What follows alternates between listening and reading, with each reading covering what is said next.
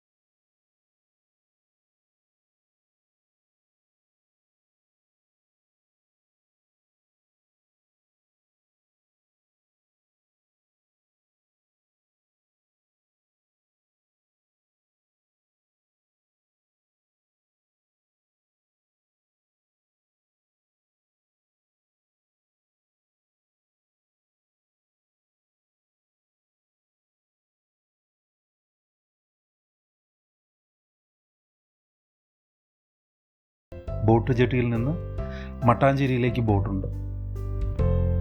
ബസ്സിലും നല്ലത് ബ്ലോക്കുകളൊന്നുമില്ലാതെ കായൽ കാഴ്ചകൾ കണ്ടുള്ള ബോട്ട് യാത്രയാണ് ഞാൻ പ്രിഫർ ചെയ്യുന്നത്.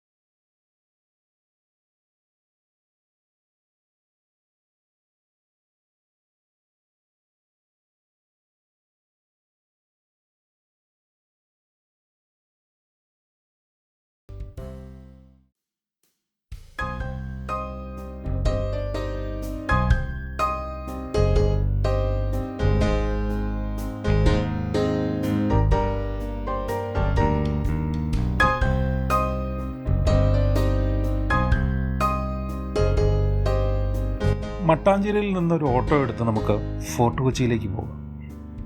ഫോർട്ട് കൊച്ചി ബീച്ചിലെത്തിയിട്ട് ബീച്ചിലേക്ക് കയറാതെ ആ തെരുവിലൂടെ നടന്ന് ആദ്യം നമുക്ക് ഡച്ച് സെമിത്തേരിയിലേക്ക് എത്താം. അത് ഗേറ്റ് ക്ലോസ് ആണ്. പുറത്തു നിന്നാണ് ആ പഴയ കല്ലറകൾ നമുക്ക് കാണാൻ സാധിക്കുന്നത്. പിന്നെ മ്യൂസിയത്തിലേക്ക്, പിന്നെ അല്പം കൂടി മുന്നിലേക്ക് നടന്ന ബിഗ് ബി ഷൂട്ട് ചെയ്ത വാസ്കോ ഹൗസ് കണ്ട് ഇപ്പം നിങ്ങൾ തന്നെ കണ്ടു നോക്കും. അവിടെ കാണാൻ അവിടെ പെയിൻ്റ് അടിച്ചവനെ കണ്ട ഒറ്റ വെട്ടിക്ക് കൊല്ലും, ഉറപ്പാണ്. ഇതെന്താണ് കാണിച്ചു വെച്ചേക്കുന്നത്, പറഞ്ഞതേ ഉള്ളൂ. പിന്നെ അവിടുന്ന് CSI ചർച്ച് കാണാൻ പോകാം. വീണ്ടും കറങ്ങിത്തിരിഞ്ഞ് ബീച്ചിലെത്താം.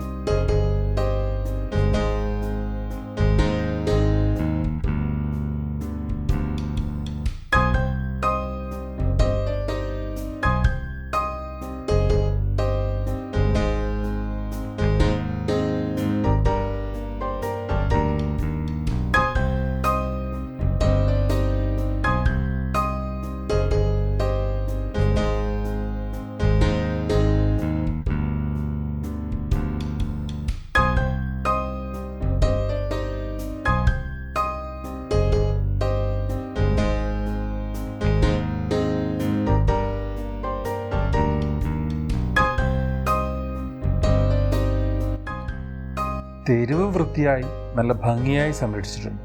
പക്ഷെ ബീച്ച് ഇത്തിരി പരിതാപകരമാണ്. വയനാട് ഉരുൾപൊട്ടലുണ്ടായ സമയത്ത് ഇവിടെ ഫോർട്ട് കൊച്ചിയിലും കടൽ കയറുന്നത് രൂക്ഷമായിരുന്നു.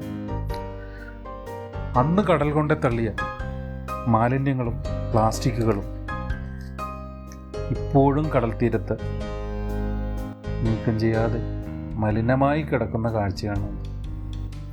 ഇനി കടലിന് തന്നെ നാണം തോന്നി അതെടുത്തു കൊണ്ടുപോയാൽ ബീച്ച് വൃത്തിയായി കിടക്കും. നമ്മൾ ഓർക്കേണ്ട ഒരു കാര്യമുണ്ട്.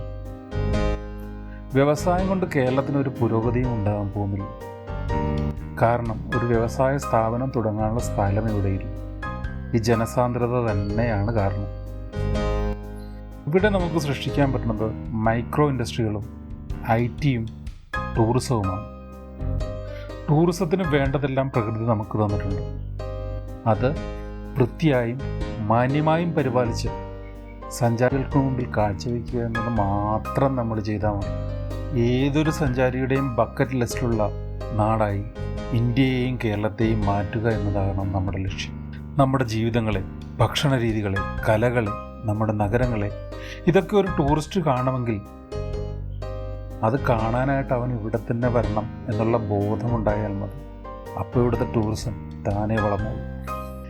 ഈ തെരുവോര കച്ചവടങ്ങൾ കണ്ടില്ലേ, എന്ത് പ്രാകൃതമായാണ്. ഇവരെല്ലാം ഇവിടുന്ന് ആട്ടി ഓടിക്കണമെന്നല്ല പറയണത്. ആ പാവങ്ങൾക്ക് ചെയ്യാവുന്നതിൻ്റെ പരമാവധിയാണ് ഒരു കുട കൊണ്ടോ ഒരു നീല ടർപ്പോയോ വലിച്ചു കെട്ടിയോ കച്ചവടം ചെയ്യുക. അത്രയൊക്കെ അതുങ്ങൾക്കാവുകയുള്ളൂ. അതറിയാം. ഭരണാധികാരികൾ എന്താ ചെയ്യേണ്ടതെന്ന് വെച്ചാൽ, നല്ല മിടുക്കന്മാരായ ആർക്കിടെക്റ്റുകൾ പിള്ളേരോട് പറഞ്ഞാൽ ചിലവ് കുറഞ്ഞ നല്ല യുണീക്കായ സ്റ്റാളുകൾ അവർ ഡിസൈൻ ചെയ്തു തരും. അത് നിർമ്മിച്ച് ഈ കച്ചവടക്കാർക്ക് കൊടുക്കുക. വാടകയൊന്നും വാങ്ങണ്ട. ഇങ്ങനെ കച്ചവടം ഉണ്ടായാലും ലോക്കൽ മാർക്കറ്റിലേക്ക് പണം വരുള്ളൂ, നാട് വികസിക്കുകയുള്ളൂ. അവരാ കച്ചവട സ്റ്റാളിൽ ഉപ്പിലിട്ടതും കരിക്കും മുതൽ കേരളത്തിൻ്റെ സുവനീറുകളും വരെ വിൽക്കട്ടെ. 1980 ഒരു സായിപ്പ് കേരളത്തിൽ വന്നിട്ടുണ്ട്. യാത്രയുടെ ഓർമ്മക്കുറിപ്പായി അയാൾ ഇവിടുന്ന് വാങ്ങിക്കൊണ്ട് പോയതൊരു കഥകളി രൂപമോ വാൽക്കണ്ണാടിയോ അല്ലെങ്കിൽ ഒരു ചുണ്ടൻ വെള്ളമോ. ഈ 2024 ആ സായിപ്പ് വന്നാൽ നമുക്ക് കൊടുക്കാൻ ഇപ്പോഴും ആ കഥകളി രൂപവും വാൽക്കണ്ണാടിയും ചുണ്ടൻ വെള്ളം തന്നെയുള്ളൂ. കേരളത്തിൻ്റെ ഐഡൻറ്റിറ്റിയായോ വേറൊരു സുവനീറുണ്ട്. ഇവിടെ കലാകാരന്മാരില്ലാഞ്ഞിട്ടാണ്. കേരളത്തിൻ്റെ തനതായ സൃഷ്ടികളും ഒന്നുമില്ലാത്ത കൊണ്ടൊന്നുമല്ലല്ലോ. ഇതിനൊക്കെ വേണ്ട സംവിധാനങ്ങൾ ചെയ്തു കൊടുക്കുക. നാട് വളരും. അപ്പോൾ അടുത്ത വീഡിയോയുമായി വീണ്ടും വരാം. ജയ് ഹിന്ദ്.